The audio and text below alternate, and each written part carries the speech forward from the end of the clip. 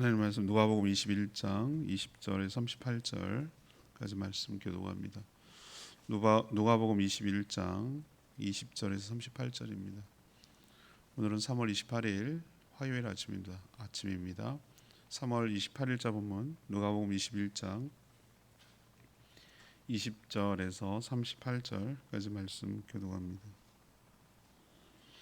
너희가 예루살렘이 군대들에게 애워싸이는 것을 보거든 그 멸망이 가까운 줄을 알라.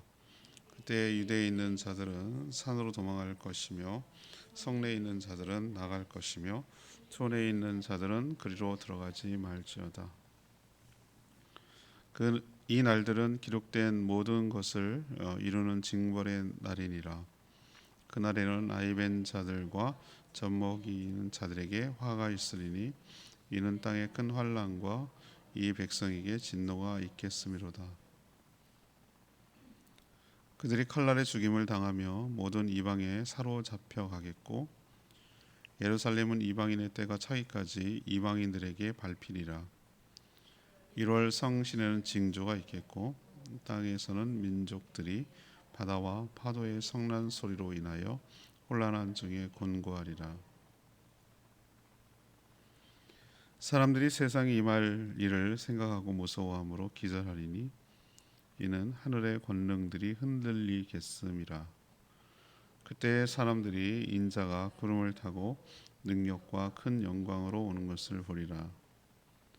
이런 일이 되기를 시작하거든 일어나 머리를 들라. 너희 속량이 가까웠음이니라 하시더라. 이에 비유로 이르시되 무화과 나무와 모든 나무를 보라. 싹신하면 너희가 보고 여름이 가까운 줄을 자연히 아나니 이와 같이 너희가 이런 일이 일어나는 것을 보거든 하나님의 나라가 가까이 온 줄을 알라.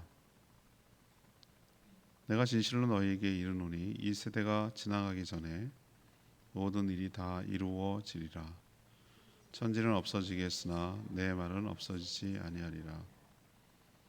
너희는 스스로 조심하라. 그렇지 않으면 방탕함과 술 취함과 생활의 염려로 마음이 둔하여지고 뜻밖의 그날이 덫과 같이 너희에게 임하리라. 이날은 온 지구상에 거하는 모든 사람에게 임하리라. 이러므로 너희는 장차 올 이 모든 일을 능히 피하고 인자 앞에 서도록 항상 기도하며 깨어 있으라 하시니라. 예수께서 낮에는 성전에서 가르치시고 밤에는 나가 감람원이라 하는 산에서 쉬시니 모든 백성이 그 말씀을 들으려고 이른 아침에 성전에 나아가더라. 아멘. 예수님이 오늘 종말에 관한 이야기를 계속하고 계신데요. 예수님은 예루살렘의 군대에 애워싸이는 것을 보면 멸망이 가까운 줄 알라 이렇게 말씀하셨습니다. 또 1월 성신 해와 달과 별들 징조가 보이면 구름을 타고 오실 것이다 이렇게 말씀을 하셨습니다. 무화과 나무, 그러니까 모든 나무의 변화를 통해서 계절을 알듯이 이런 징조를 보고 분별하라고 하셨습니다. 이 모든 일이 다 이루어질 것이기 때문입니다. 그러니 정돈된 삶을 살고 항상 기도하며 깨어 있어서 이런 종말을 대비하라고 하시는 내용이 오늘 말씀이 되겠습니다. 오늘 질문은 성도는 종말을 어떻게 생각하며 살아가야 합니까? 성도는 종말을 어떻게 생각하며 살아가야 합니까? 이것이 오늘 질문입니다. 먼저 20절에서부터 28절까지 말씀입니다. 심판과 구원의 날로 생각해야 합니다. 심판과 구원의 날로 생각을 해야 합니다. 성도는 종말을 어떤 의미로 받아야 할까? 22절에 나와 있는 표현대로 하나님의 모든 예언이 성취되는 징벌, 곧 심판의 날이 종말입니다. 하나님의 경고를 무시하고 또 또 예수 그리스도를 거절하고 불신한 자들이 심판을 받는 징벌의 날이라는 뜻이죠. 반면에 28절에 나온 표현 있죠. 속량이 가까웠느니라, 이런 표현처럼 예수 그리스도를 믿고 하나님의 백성이 된 자들에게는 속량이라는 말은 값을 주고 죄에서 건져내서 구원한다는 것을 속량이라고 부릅니다. 그 구원이 완성되는 날이에요. 그러니까 똑같은 주님의 재림인데도 불구하고 어떤 자에게는 심판의 날이지만 어떤 자에게는 구원 날이죠.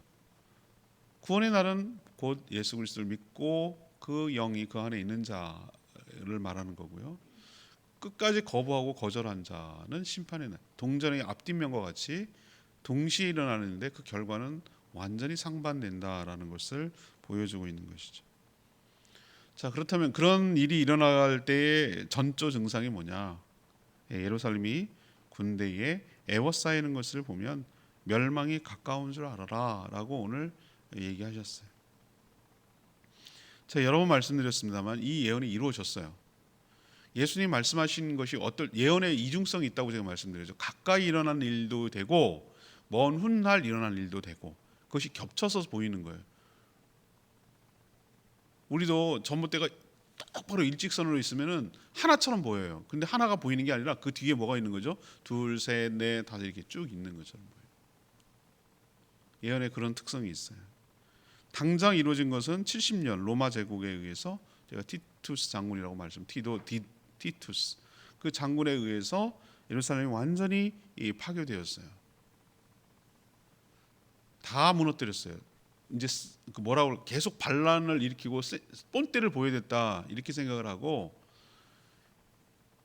그 유대인 자체가 존재하지 못하도록 만들어 놓는 방법은 성전과 성벽을 모두 다 완전히 파괴해 버리고, 그때 100만 명이 죽었다고 말씀드렸잖아요. 그리고 다 포로로 끌고 갔다고 말씀드렸어요. 이들에게 있어서는 종말이에요. 종말. 왜 종말이죠? 존재 자체가 없어지잖아요. 맨날 북한 우리를 얼마나 위협합니까? 핵으로 연습 얼마나 합니까 지금? 지상에서 떨어뜨리면 핵 효과가 없어요. 공중 800m에서 터뜨릴 때 반경이 몇십 킬로가 되기 때문에 효과가 극대화되는 거거든요. 그걸 연습했다고 지금 떠들고 있잖아요. 만약에 정말 용산 위에 딱 떨어뜨려지면요, 서울은 끝나는 거예요. 대한민국에 서울이 없다라는 것은 뭘 의미하는 거? 이제 못 일어나요. 우리나라는. 그럼 우리 가만히 있겠나? 미국은 또 가만히 있겠나? 걔네 똑같이 그렇게 쏘겠죠. 그러면 이런 우리나라 이 족속은, 이 민족은 끝나는 거예요. 그냥. 그걸 이제 겁을 주는 거죠. 너 죽고 나 죽자 이렇게 나가는 거죠. 자, 예루살렘 성벽이 무너졌다. 성전이 없어졌다. 유대인에게 있어서는 이게 종말이에요. 이게 종말이죠. 자기가 존재하는 게 뭐죠? 성벽이 우리를 보호해주고 성전을 통해서 하나님을 제사하고 하나님의 택한 백성으로서 살아갔단 말이에요. 우여곡절이 많았지만. 근데 그 자체가 없어졌다? 백성도 없어졌다? 이건 종말이죠. 어떤 의미에서 종말이죠. 이들에게 있어서는. 이처럼 안 올 것 같은 종말이 갑작스럽게 찾아온다는 뜻이에요. 설마 그럴 일이 있겠어? 에이, 그런 일은 없을 거야. 이들은, 유대인들은 그렇게 믿었어요. 철석같이. 예수님이 말하는 것을 그냥 허튼 말로 들었어요. 정확하게 70년, 예수님이 33년에 돌아가셨다고 가정하면 한 37년 정도 뒤에, 27년 정도 되겠네요. 그 정도 뒤에 일어난 일이란 말이죠.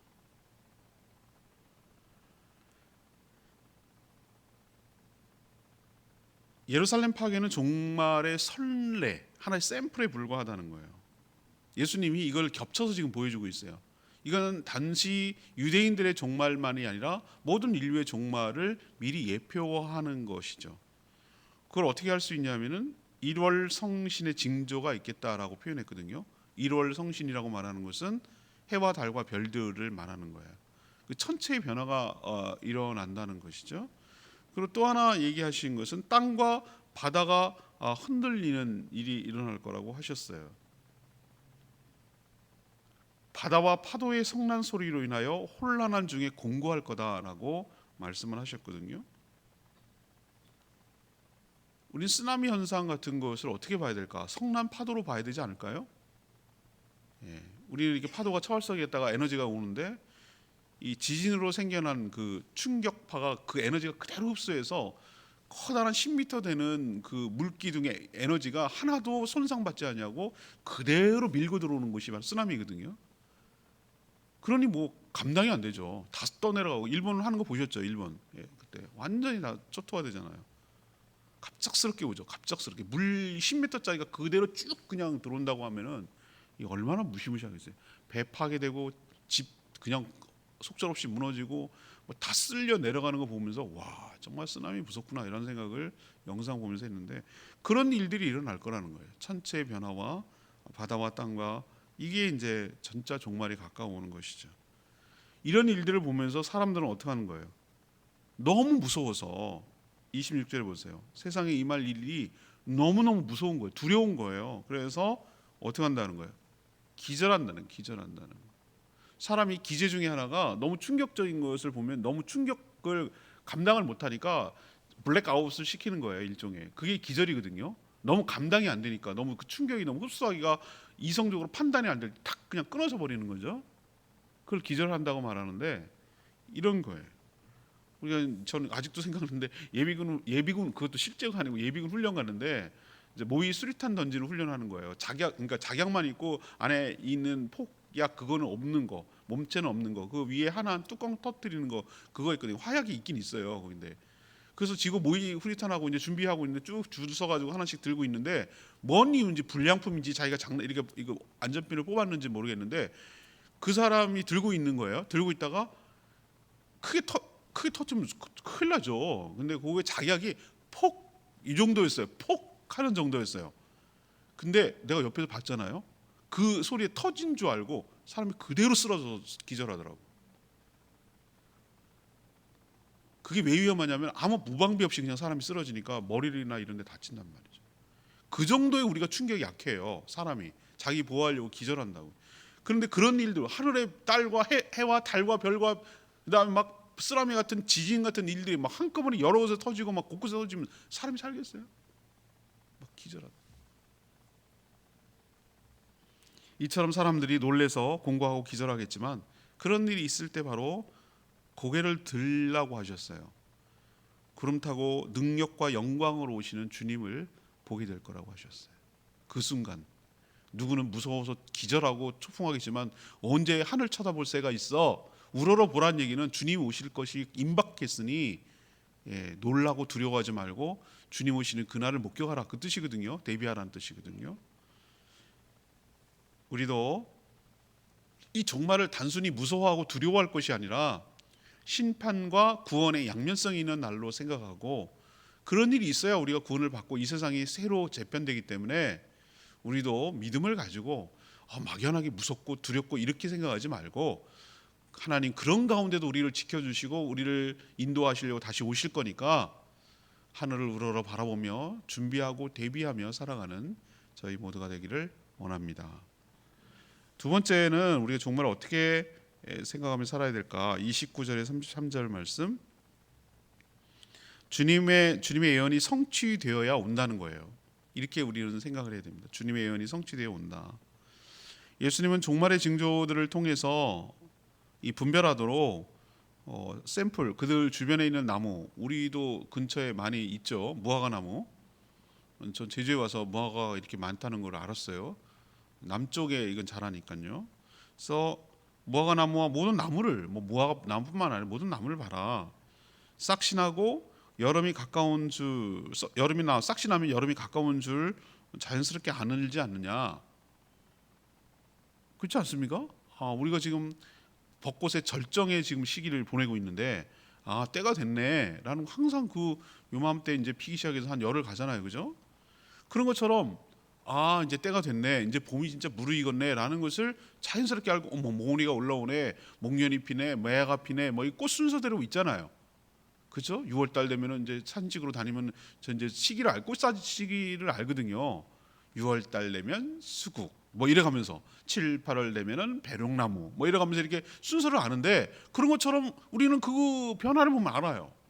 그 시대의 흐름을 알죠. 그런 것처럼 종말에 대한 여러 얘기한 징조들이 일어나는 것을 보면 어떻게 생각을 하고요?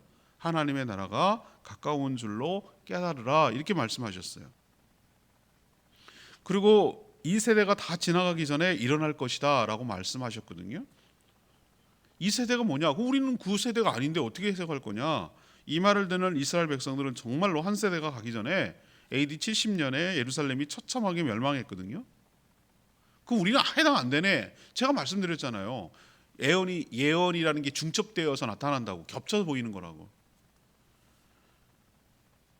종말을 살아가는 성도들이 명심해야 할 것은 천지는 없어질지라도 예수님이 말씀하시는 모든 말씀은 없어지지 아니하리라. 이 33절의 말씀을 분명히 기억해야 돼요.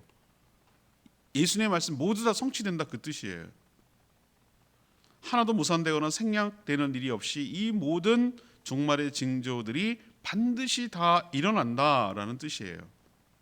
이것을 통해서 예수 그리스도께서 분명히 이 땅에 다시 오실 것이라는 확신을 갖게 되는 것이죠. 왜 전조를 보여줍니까?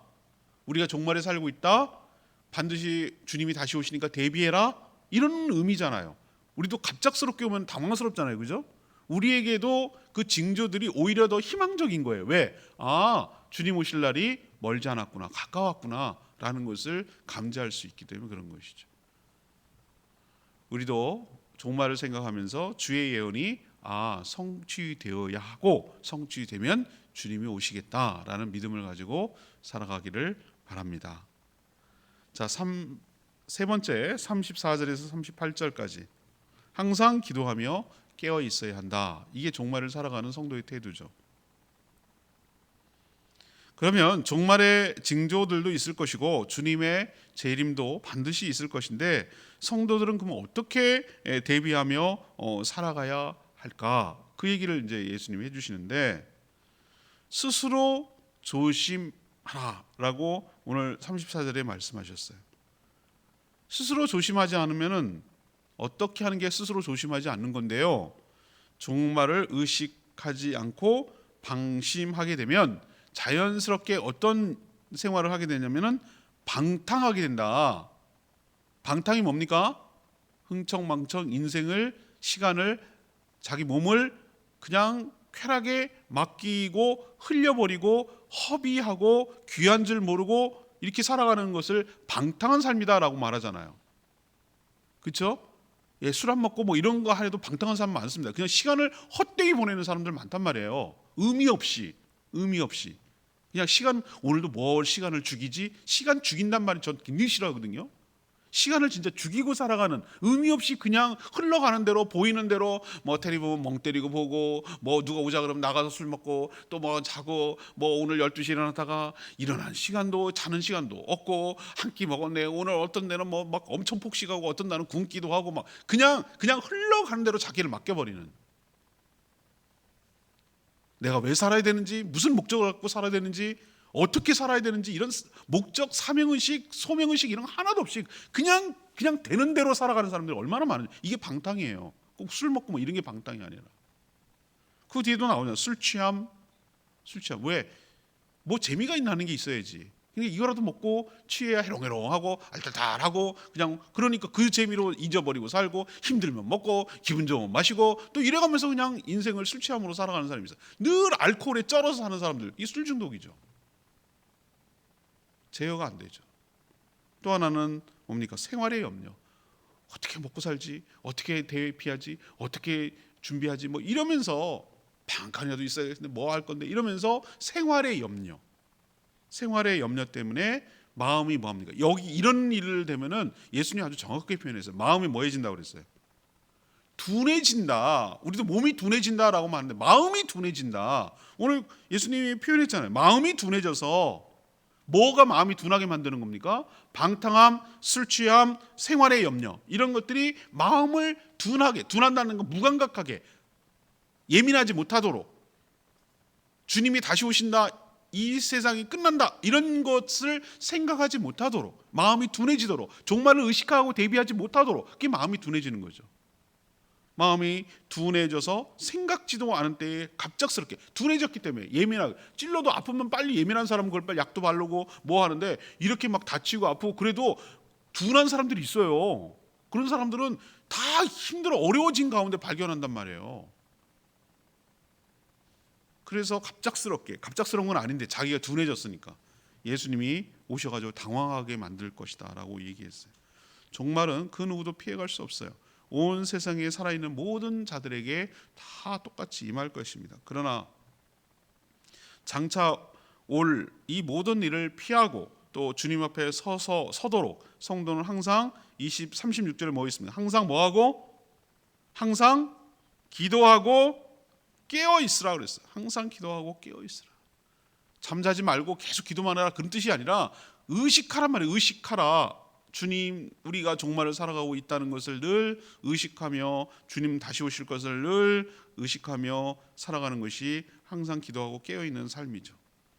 항상 성도가 기도한다는 것은 하나님의 뜻을 생각하며 그 뜻대로 순종하며 살겠다는 결단의 과정이 항상 깨어있고 기도하는 거거든요. 왜 기도하지 않으면 세상이 가만두지 않고 그 물살에 떠내려가서 방탕한 삶을 살도록 만들 수밖에 없어요. 우리가 왜 기도해야 되는지 하나님께 늘 뭐 해야 됩니까? 초점을 맞추고 하나님 뜻에 살아가도록 조율하는 과정이 저는 기도하라고 생각해요. 제가 목회 칼럼에도 썼지만 조율 튜닝 아시죠? 튜닝. 기타를 다시 칠 때 여러분 다 보셨어요? 기타 처음 칠 때 줄을 맞추어 놓고 치는 거예요. 그냥 치는 사람 없어요. 우리도 오늘 음악회 하는데 CBS 할 때 다 음원을 걔는 맞춰요. 왜? 줄을 마지막으로 하는 거예요. 조율을 하는 거예요. 절대 음감을 가진 사람은 그냥 한번 맞춰도 금방 알지만 모르는 사람이 요즘 기계가 튜닝 기계도 있고요. 그다음에 핸드폰도 있어요. 저도 핸드폰에 어플이 깔려 있어요. 그걸 딱 틀면은 G 현을 누르면 거기에 딱 맞춰지면은 그래프가 딱 거기 가도록 만들어요. 튜닝, 조율, 피아노 조율, 튜닝. 저는 기도를 조율이라고 생각해요. 느슨해지고 나태해지고 방만해지고 내 생각대로 살려고 하는 것을 하나님 말씀 듣고 그렇지 정신 똑바로 차려야지 여기로 다시 느슨해지는 거 쪼이고 다시 팽팽하게 하고 긴장감을 유지하고 늘 의식하고 대비하게 살아가도록 하는 일을 끊임없이 하지 않으면 나도 모르는 사이에 축 늘어져 가지고 제 음을 못 내고 제 역할을 못 한다 이 말이죠. 예수님이 자기 삶으로 보여주셨어요. 낮에는 성전에서 가르치시고 밤에는 어디 갔어요? 산에 들어가서 기도하셨어요. 이건 뭘 보여주냐? 그냥 그랬다라는 얘기가 아니라 스스로 종말을 어떻게 살아가야 하는지 삶으로 본을 보여주신 줄로 압니다. 우리도 늘 깨어 기도하며 대비하며 살아가는 저희 모두가 되기를 원합니다. 역시 36절 말씀이 레마의 말씀입니다. 너희는 장차 올 이 모든 일을 능히 피하고 인자 앞에 주님 앞에 설도록 항상 기도하며 깨어 있으라 하시더라. 성도라도 종말을 피할 수는 없어요. 신앙 때문에 환난과 핍박을 예고하면서도 면제한다고는 얘기하지 않으셨어요. 제가 어제도 말씀드렸습니다. 그 이유가 늘 저는 이 종말을 대비할 때마다 늘 궁금했다고 그랬잖아요.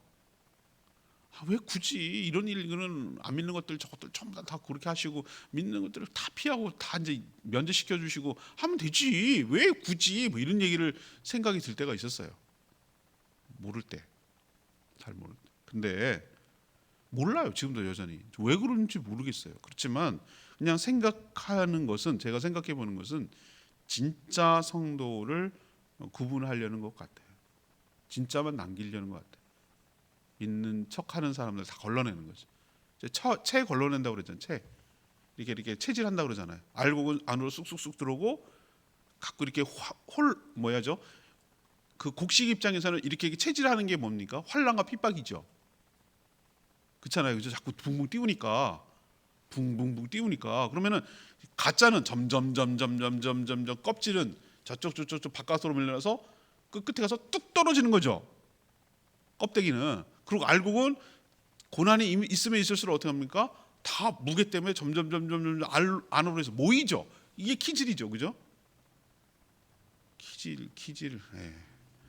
그것처럼 우리도 그 환난과 어려운 가운데 진짜는 점점 안으로 들어와요. 가짜는 점점 밖으로 나가고.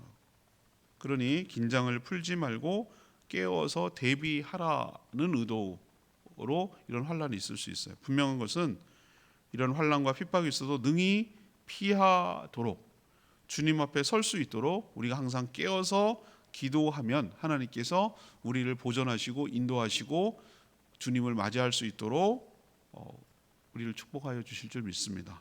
항상 기도하는 것이 바로 깨어있는 신앙이라는 거 기억하시고 말씀과 기도를 두 개 딱 놓치지 마시고 살아가면 무슨 일이 환난과 종말이 다가와도 걱정할 것이 없을 줄로 압니다. 오늘까지가 이제 예수님이 종말에 관한 이야기를 하시고 내일부터는 드디어 이제 고난이 시작되는 묵상을 하게 되겠습니다.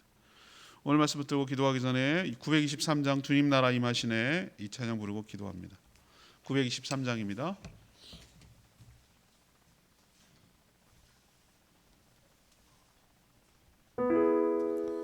(923장) 주님 나라 임하시네.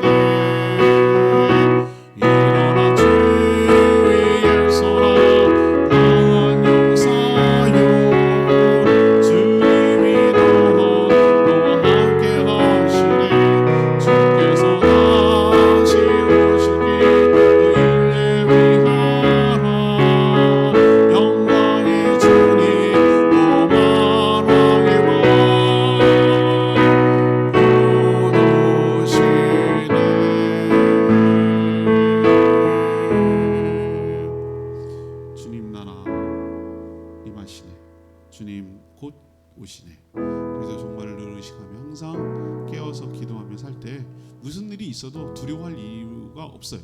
그러니까 늘 깨어 기도하며 주님 다시 오실 것을 대비하며 살아가는 저희 모두가 되게 해달라고 주여 외치며 기도하겠습니다.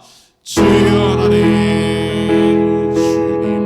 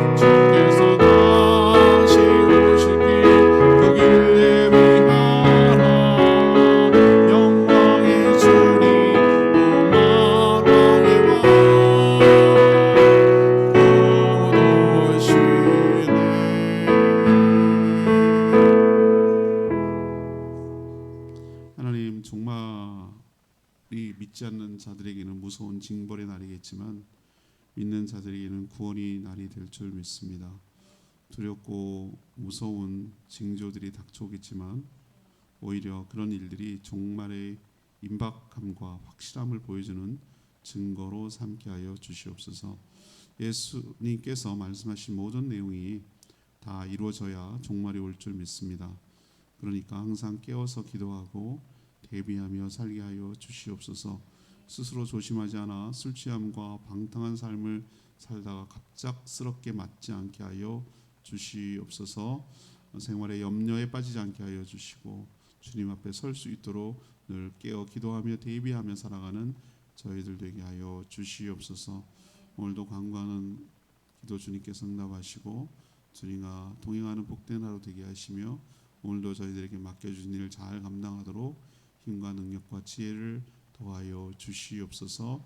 주님께 모든 것 맡기며 예수 그리스도의 이름으로 축복하며 기도합니다. 아멘. 오늘 하루도 주님의 은혜 가운데 살기를 축복합니다. 충분히 기도하고 하루 시작합니다.